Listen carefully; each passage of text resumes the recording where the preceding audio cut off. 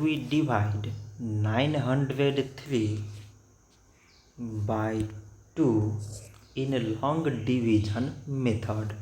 So 2 times 4 is 8. On subtracting we get 1. So now we put down this 0 and it is 10.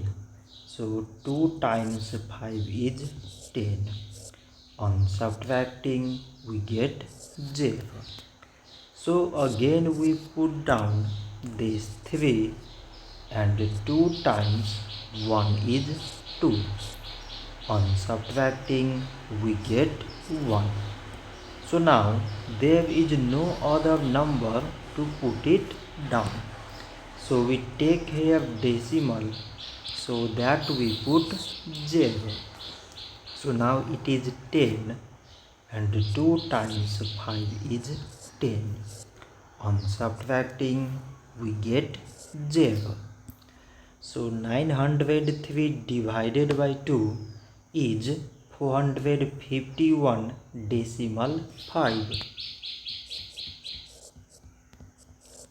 So this much for today and thanks for watching.